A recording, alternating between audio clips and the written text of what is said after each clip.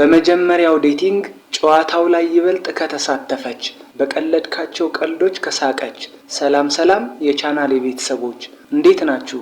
እኔ በጣም ሰላም ነኝ። እናንተም ሰላም እንደምትሆኑ ተስፋ አደርጋለሁ። ዛሬም ለእናንተ ይጠቅማል ብዬ ያሰብኩትን አንድ ሐሳብ አንድ ምክር ይዤላችሁ መጥቻለሁ። ለዛሬ የመረጥኩት ሐሳብ በመጀመሪያ የፍቅር ቀጠሮ ላይ እንዴት ደስተኛ ታደርጋታለህ የሚል ነው። እናም ለቻናሌ አዲስ የሆናችሁ ላይክ እና ሰብስክራይብ ማድረጋችሁን አትርሱ። ሰብስክራይብ ያደረጋችሁም ላይክ አድርጋችሁ ጀምሩት። አብራችሁኝ ሁኑ። ብዙ ወንዶች በመጀመሪያ የፍቅር ቀጠሮ ላይ በሚሰሩት ስህተት የሚመኙዋትን ሴት እንዲያጡ ወይ ደግሞ እነሱ ላይ የነበራትን ፍላጎት እንዲቀንስ ያደርጋሉ። ስለዚህ ይሄ ጉዳይ አንተ ላይም እንዳያጋጥም በመጀመሪያ ቀጠሮ ላይ ማድረግ ያለብህና ማድረግ የሌለብህን ለማወቅ ይረዳሃል ብዬ ያሰብኩትን የተወሰኑትን አቀርብልሃለሁ። እስከ መጨረሻ አብረህኝ ብትሆን ደስ ይለኛል። አንድ ወንድ አንዲትን ሴት ተመስጦባት ወይ ደግሞ ፍላጎት አድሮበት የበለጠ እንዲቀርባትና እንዲያቃት ፈልጎ በቀጠሮ ሲያገኛት፣ በተመሳሳይ አንዲት ሴት አንድን ወንድ ተመስጣበት ወይ ደግሞ ፍላጎት አድሮባት የበለጠ እንድትቀርበውና እንድታቀው በቀጠሮ ስታገኘው፣ ወይ ደግሞ የሚፈላለጉ ወንድና ሴት የበለጠ እንዲቀራረቡና እንዲተዋወቁ በቀጠሮ ሲገናኙ ዴቲንግ ይባላል። እንግዲህ ስለ መፈላለግ ለመተዋወቅም መቀራረብ እንደሚያስፈልግና ብሎም ስለ ዴቲንግ ይሄንን ካልን ወደ ዋናው ነጥቦችን ስንመለስ፣ አንደኛ አለባበስና አስተሳሰብ። የሚያምርብህና ምቾት የሚሰጥህ ልብስ ልበስ። በመጀመሪያ የፍቅር ቀጠሮ ላይ ሴት ቀጥረህ ልታገኛት ስትሄድ ስራ ለመቀጠር ፈተና ተፈትነህ ካለፍክ በኋላ ለኢንተርቪው ስትጠራ ለብሰኸው ስትሄድ የነበረውን አይነት አለባበስ ለብሰህ መሄድ የለብህም። ማለቴ ሱፍ እስከ ክራባቱ ለብሰህ መሄድ የለብህም። እንዳታሳፍራት፣ እንዳታስደነግጣት፣ በጣም እንዳካበድከው ስለሚሰማት ጥሩ ስሜት አይፈጥርላትም። ስለዚህ ቀለል ያለ ልብስ ነው መልበስ ያለብህ።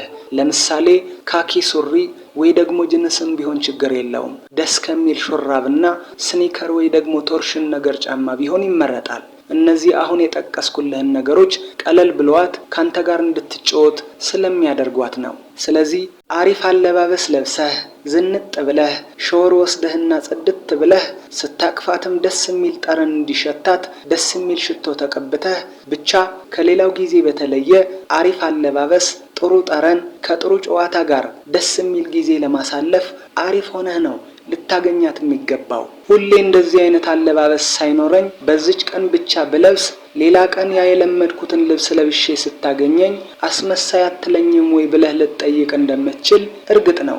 ግን አንደኛ እነሱም እንደዚሁ በዛች ቀን አሪፍ ሆኖ ስለሚመጡ ሁሌ እንደዛ ባትለብስም ለሷ ክብር ስላለህ በዛች ቀን ብቻ አሪፍ ሆነ እንደምትመጣ ስለምታውቅ ምንም አይመስላትም። ዋናው ሴቶች የሚያስጠላቸው ሁሌ እንደማዘወትረው አለባበስ ነው ለብሼ የሚሄደው ካሁኑ ትልመደው ብለህ ምንም ለውጥ ሳታደርግ እስከ ቆሸሸ ልብስህና ላበህ ስታገኛቸው ብቻ ነው። ሁለተኛ ደግሞ ሁሌም ቢሆን ልክ እንደነገርኩህ ቆንጆ የሆነ አለባበስ፣ ንጽህናና የተሻለ ስብዕና እንዲኖርህ መስራት አለብህ ብቻ ነው ልልህ የምችለው።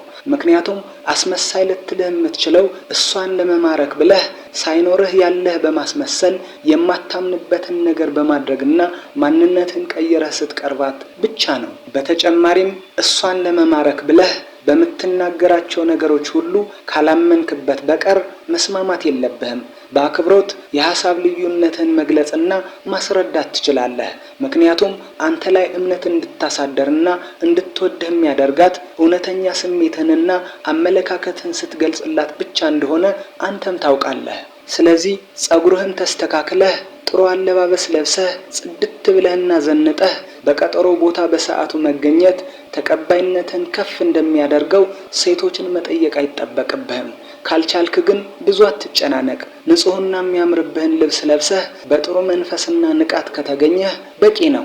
ሌላው ፌስቡክ ላይና ቴሌግራም ላይ ባለው ፎቶ ነው የምታቀኝ፣ በአካል ስታየኝና እንደዛ ሳታገኘኝ ስትቀር ሊደብራት ይችላል ምናምን የሚል ስጋትም እንዳያድርብህ። ምክንያቱም ሴቶችም ፌስቡካቸውና ቴሌግራማቸው ላይ ያለው የፕሮፋይላቸው ፎቶ ኤዲት አድርገውና በፎቶሾፕ አሳምረው ነው አንተንና ሌሎችን ወንዶች የሚተዋወቁት። ታዲያ በፎቶሾፕ ያማረ ፎቶዋን አይተህ ያስተዋወቅካትን ሴት ፕሮፋይሏ ላይ ያየኸውን ያማረ መልኳ በአካል ስታገኛትና ስታያት ካላገኘኸው ፌስቡክ ላይ ያየሁትን መልክሽ እንደዚህ አልነበረም ብለህ ትተሃት ትሄዳለህ እንዴ? አትሄድም። በጣም የተጋነነ ልዩነት እስካላገኘህባት ድረስ አሁን ያላትን መልክ ነው የምትቀበለው። ሁለተኛ፣ በመጀመሪያ ቀጠሮ ላይ አብራችሁ በምታሳልፉት ጊዜ ስለ ራስህ ጠለቅ ያለ መረጃ ከመስጠት መቆጠብ አለብህ። በተመሳሳይ ስለ እሷ ጠለቅ ያለ መረጃ ባትጠይቃትም የተሻለ ነው። በተጨማሪም ክርክር ሊፈጥሩ የሚችሉ ርዕሶችን ባታነሳ ይመከራል። ለምሳሌ ስለ ሃይማኖት፣ ፖለቲካ፣ ዘርና ብሔር ጉዳዮችን በመካከላችሁ አለመግባባት ሊፈጥሩ ስለሚችሉ ስለ ሙዚቃ፣ ፊልም፣ አርት፣ ፋሽንና ኮሜዲ ስለሆኑ የሚያዝናኑ ጉዳዮችን ብታተኩር የተሻለ ነው። እናም በተቻለህ መጠን ቀለል ያሉ ጥያቄዎችን እየጠየቀህ ዘና ፈታ ብላ እንድትጫወት ጥሩ የጨዋታ መንፈስ ብትፈጥርላት እሷን በጨዋታው እንድትሳተፍና ደስ የሚል ጊዜ እንድታሳልፉ ይረዳቸዋል። ሌላው በተገናኛችሁበት ካፌ ይሁን መዝናኛ ቦታ አስተናጋጆችን ትዕዛዝ ለመስጠት ስትጠራቸው ወይ ደግሞ ስታናግራቸው በስርዓትና ትህትና በተሞላበት ይሁን። ለሰዎች ያለህ አክብሮትም በዛው ልክ መሆን አለበት። ምክንያቱም ይሄ ሁሉ በልጅቷ ታርሞና ተመዝኖ ነጥብ ስለሚሰጥበት። በመቀጠል ከተገናኛችሁበት ሰዓት ጀምሮ ሙሉ ቀልብህን ከሷ ጋር ማድረግ አለብህ። በዛ ሰዓት ከሰዎች ጋር ቴክስት መጻጻፍ፣ የፌስቡክ፣ ቴሌግራም እና ትዊተር አካውንቶችን መፈተሽ፣ ከሰዎች ጋር ስልክ መደዋወልና የመሳሰሉትን ተግባራት ከመፈጸም መቆጠብ አለብህ። ከሷ ጋር ሆነህ ግን ደግሞ እሷን ረስተህ ከሷ ውጭ የሆኑ ግንኙነቶችን ማድረግ የለብህም። የእሳት አደጋ ሰራተኛ፣ የሰርጀሪ ሐኪም፣ ፖሊስ ወይ ደግሞ ወታደር ካልሆንክ በቀር ስልክህን ስዊች ኦፍ አድርገህ ከሷ ጋር ጥሩ ጊዜ ብታሳልፍ ግንኙነታችሁን ጥሩ ውጤት እንዲኖረው ከማድረግም በላይ ለሷ ክብር እንዳለህ እንድትረዳ ያደርጋታል። በተጨማሪም ስለ ወሲብ ነክ ነገሮችና ስለ በፊት ፍቅረኛህ የመወያያ ርዕስ አድርገህ ማውራት ይቀርና አምልጦህም ቢሆን ማንሳት የለብህም። ዘና ብላ ተጫውታና ደስ የሚል ጊዜ አሳልፋ እንድትሄድ አያደርጋትምና። ሶስተኛ፣ አድማጭ ሁን። ሴቶች ትዕግስተኛና የተረጋጋ ወንድ ነው የሚወዱት። ምክንያቱም የተረጋጋና አድማጭ ወንድ እንደሚያደምጣቸውና እንደሚረዳቸው ስለሚያስቡ ነው። ማድመጥ መቻል በሴቶች ብዙ ነጥብ የሚያሰጥ ከፍ ያለ ጥበብ ነው። የብዙ ወንዶች መሰረታዊ ችግር ኩል ሆኖ ወይ ደግሞ ተረጋግቶ ከማዳመጥ ይልቅ በጣም ኒዲ በመሆን ወይ ደግሞ በጣም ፈላጊ በመሆን በመለመን ጎንበስ ቀና በማለት እውነተኛ አፍቃሪ በመምሰልና በማባበል ሴትን ለመማረክ መሞከር ነው። ያለህና የሌለህን ከመዘርዘር ይልቅ ቀለል ያሉ ጥያቄዎችን በመጠየቅና በእርጋታ ማዳመጥ በሴቶች ዓለም ከፍ ያለ አድናቆት የሚሰጥበትና በሁላችንም የማይገኝ የወንዶች ችሎታ ወይ ደግሞ ብቃት ነው። ከልብ አድምጠህ እሷ ከምትናገራቸው ነገሮች ጥያቄዎችን እያነሳህ ለተጨማሪ ማብራሪያ ከጋበዝካትና ለጥሩ አገላለጿ አድናቆት ከሰጠሃት ወደ ሁለተኛ ቀጠሮ የማለፍ እድልህ በጣም ሰፊ እንደሚሆን ከወዲሁ ማወቅ ይቻላል። እሷ ማለት የፈለገችውን ከመረዳት ይልቅ ራስህን ብቻ የምታዳምጥና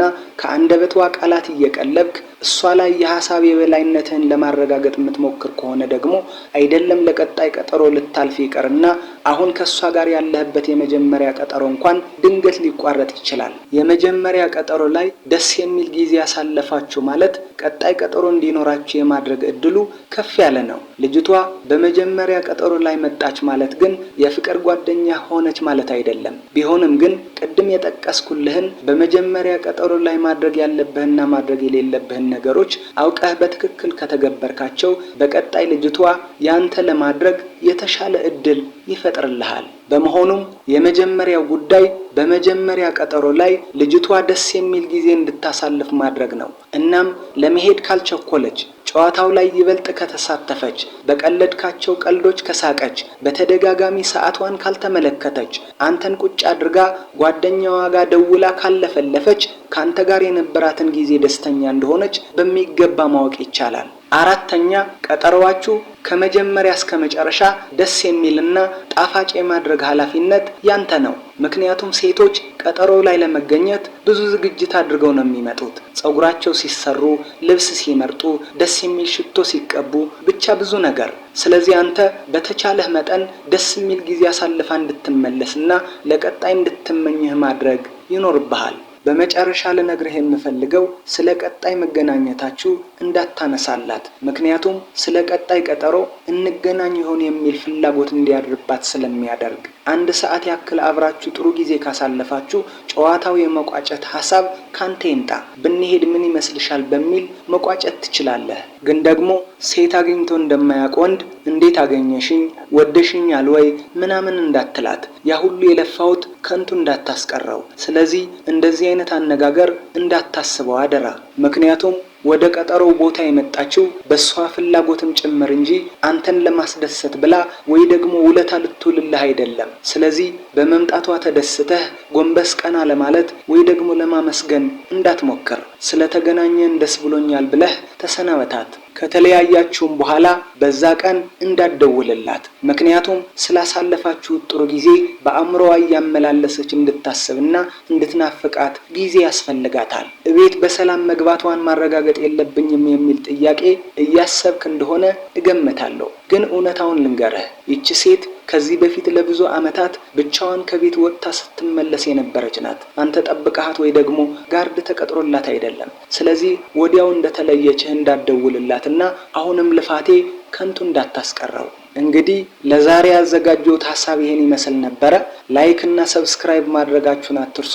ከተመቻችሁም እንኳን ደህና መጣህ እያላችሁ ጻፉልኝ። በቀጣይ እስክንገናኝ ቻው ቻው፣ ሰላም ሁኑልኝ።